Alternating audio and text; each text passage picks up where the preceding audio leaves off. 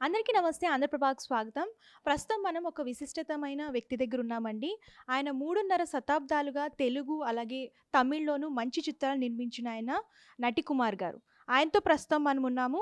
నమస్తే సార్. వస్తున్నాం.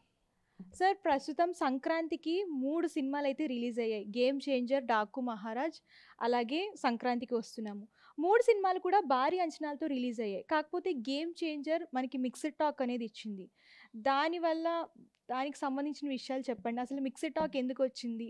And 'Shankar mark' సినిమాలో లేదని చాలామంది అంటున్నారు. నాకు బాగా నచ్చిన సినిమా. Superb cinema. ఈరోజు ప్రజలకు కావాల్సిన సినిమా. ప్రజలు అర్థం చేసుకోవాల్సిన సినిమా 'గేమ్ చేంజర్'. ఈ 'game changer' cinema super hit cinema. ఆయన యాక్టింగ్ అనేది చాలా ఎక్స్ట్రార్డినరీ యాక్టింగ్ చేశాడు. దాని విషయంలో మనం ఎవరు ఏలు పెట్టి చూపించడానికి కూడా లేదు. శంకర్ గారు ఒక భారతీయుడు, ఒక జెంటిల్‌మ్యాన్ తీసేటప్పుడు జనాలకి ఇది కొత్తగా అనిపించింది. ఇప్పుడు ప్రజలకి మనం మంచి చెప్తామంటే వినరు. నేను కత్తి పట్టుకొని తిరుగుతాను, నేను లేకపోతే స్మగ్లింగ్ చేస్తా, నేను అది చేస్తా, నేను చేతబడి చేస్తా అంటే సినిమా చూస్తారు. అంటే చూడటానికి ఇప్పుడున్న ట్రెండ్ చూస్తున్నారు. మాస్ పబ్లిక్ ఎక్కువైపోయారు, క్లాస్ పబ్లిక్ తగ్గిపోయారు. అంటే అర్థం చేసుకునే పబ్లిక్ తగ్గిపోయారు. ఇది దానివల్ల 'గేమ్ చేంజర్' అనే సినిమాని ఫ్లాప్ కాదు, మిక్స్డ్ టాకు కాదు, ఏకగ్రీవంగా సూపర్ హిట్ సినిమా. కాకపోతే దాంట్లో దిల్ రాజు గారు చేసిన తప్పు ఏంటంటే, ఆయన మేధావి అని చెప్పుకుంటాడు. అధిక మేధావులు కూడా, అప్రవ మేధావులు కూడా, చాలా తెలివైన వాళ్ళు కూడా ఎక్కడో కాలు పప్పులో కాలేస్తారు. ఇది 10 సంవత్సరాలు, 15 సంవత్సరాలు బట్టి 10వ తారీఖు, 9వ తారీఖు సినిమాలు అన్నీ కూడా ఫ్లాప్లు అవుతాయి.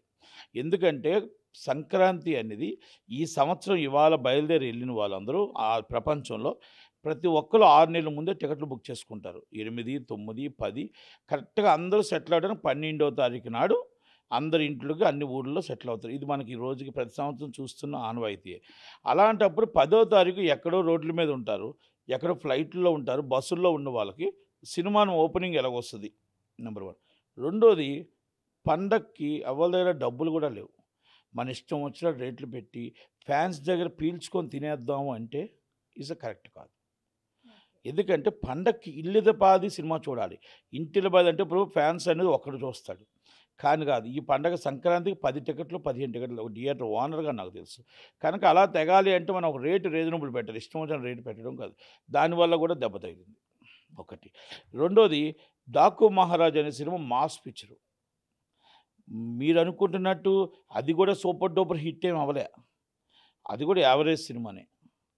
ఈ అన్నిట్లి మీద వీక్ సినిమా ఏదైనా సంక్రాంతికి వస్తున్నాడు. కాకపోతే ఏంటంటే ఈ 2 సినిమాలు పబ్లిసిటీలో, ఆ సినిమా పబ్లిసిటీ ఒక వెరైటీగా ఒక కామెడీ టైప్‌లో తీసుకొనెళ్ళి, ఆ పబ్లిసిటీ ఫేస్‌బుక్ చూడండి, మీమ్స్ చూడండి, ఒక ఇన్‌స్టాగ్రామ్‌లో చూడండి, ఎక్కడ చూడండి సంక్రాంతికి వస్తున్నాడు, సంక్రాంతికి వస్తున్నాడు.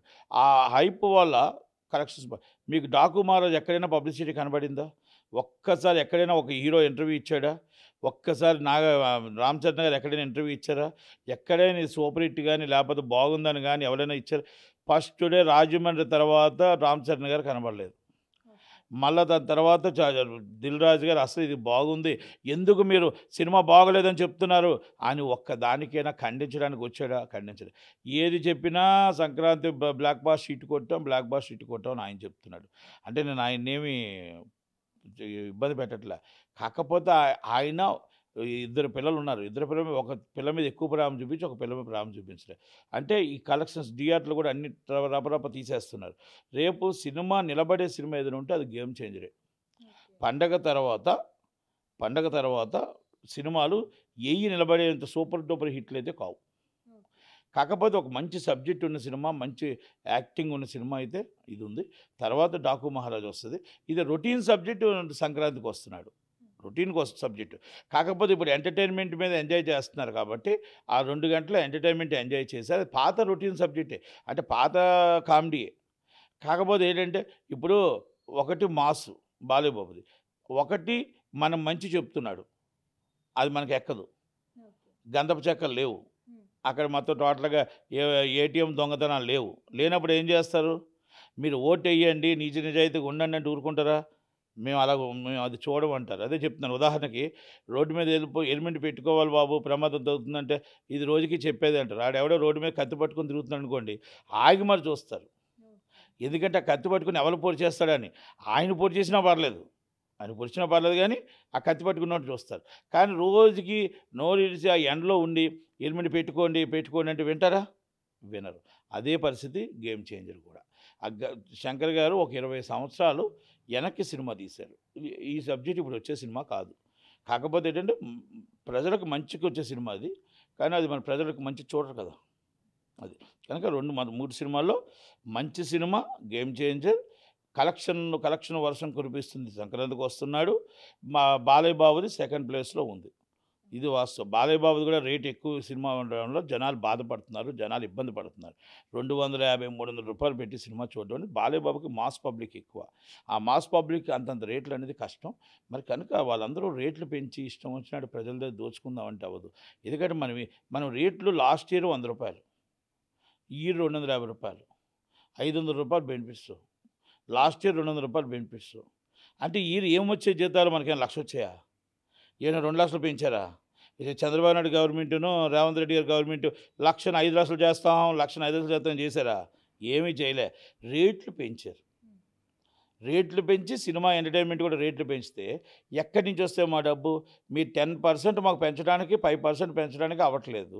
మరి మా జీతాలు పెంచమంటే నష్టాల్లో గవర్నమెంట్ ఉందంటారు. మరి మేము ఎక్కడి నుంచి సినిమా చూడాలి? అనేది ప్రజల బాధ. నాది కాదు బాధ ఇది. ప్రజల ఆవేదన. ప్రజలు అంటున్నారు, మీరు పెంచుకుంటూ వెళ్ళిపోతే మేము థియేటర్‌కి దూరం అవుతాం, ఓటీటీకి దగ్గర అవుతాము అని అంటున్నారు. వాళ్ళు అన్నమాట ఇది. నేను ఒక థియేటర్ ఓనర్‌గా థియేటర్‌లో చెప్తున్న మాటలు ఏంటంటే, మీరు పెంచుకుంటూ వెళ్ళండి, పెరాసీలు పెరుగుతూ ఉంటాయి. లేదా దొంగ వీసీడీని చూస్తాం, లేదనుకుంటే ఓటీటీలో సినిమా ఫ్రీగా చూస్తాం. మీ థియేటర్‌లోకి సినిమా రాము అన్న టైప్‌లో చెప్పుకొస్తున్నారు. కనుక దయచేసి మన నిర్మాతలు కూడా అర్థం చేసుకోండి. మీరు పాన్ ఇండియా తీయండి. కానీ ఆ కాస్ట్ ఆఫ్ వేస్ట్ ప్రొడక్షన్ ఉంది కదా! ఏదైతే మన 30% వేస్టేజ్ అవుతుందో, ఆ వేస్టేజ్ ప్రజల మీద భారం వేయకండి.